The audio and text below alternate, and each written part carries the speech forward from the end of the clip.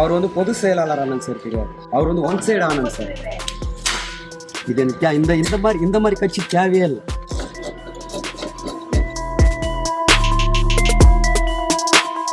திடீரென ஆவேசமடைந்த தாவேகா நிர்வாகி ஒருவர் கட்சி உறுப்பினர் அட்டையை தீயிட்டு கொளுத்தியும் தாவேகா கட்சி கொடியை உடைத்து வீசி எறிந்த சம்பவமும் தாவேகா நிர்வாகிகள் மத்தியில் அதிர்ச்சியை ஏற்படுத்தியுள்ளது. அங்கு நடந்தது என்ன, விரிவாக பார்க்கலாம். உங்க மேல உயிரே வச்சிருந்தேன் 13 வருஷமா.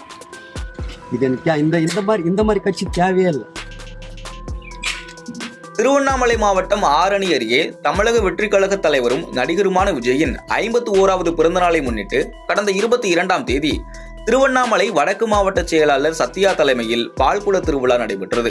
அப்போது ஆரணி டவுன் அம்பேத்கர் நகரைச் சேர்ந்த ஓவியரும் தாவேகா நிர்வாகியுமான ஹரிஸ் என்பவர் 13 ஆண்டுகளாக விஜயின் மக்கள் இயக்கத்தில் பணியாற்றி வருகிறேன், தனக்கு ஏன் பால்குட திருவிழா குறித்து தகவல் தெரிவிக்கவில்லை என கூறி மாவட்ட செயலாளர் சத்யாவிடம் வாக்குவாதத்தில் ஈடுபட்டுள்ளார். இதனால் அதிர்ச்சி அடைந்த மற்ற நிர்வாகிகள் ஹரிஸை சமரசம் செய்ய முயன்றுள்ளனர். சமரசத்தை ஏற்றுக்கொள்ளாத ஹரிஸ், தாவேகா பொதுச் செயலாளர் ஆனந்த் காலில் விழுந்தால்தான் பதவியா, உழைத்தால் பதவி இல்லையா, கடந்த வருடம் விஜய் பிறந்த நாளில் அன்னதானம் செய்தேன், கள்ளக்குறிச்சி சாராய விவகாரத்தில் 50,000 நிவாரணம் வழங்கினேன், கட்சியில் உழைப்பவர்களுக்கு மரியாதை இல்லை என கூறி கடும் வாக்குவாதத்தில் ஈடுபட்டார்.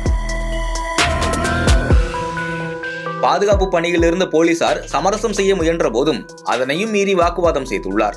ஒரு கட்டத்தில் ஆத்திரமடைந்த அவர் தனது காரில் இருந்த கட்சி கொடியை உடைத்து வீசி எறிந்தார். அது மட்டுமின்றி தாவேகா அடையாள அட்டையை தீயிட்டு கொளுத்தி எரித்து உள்ளார்.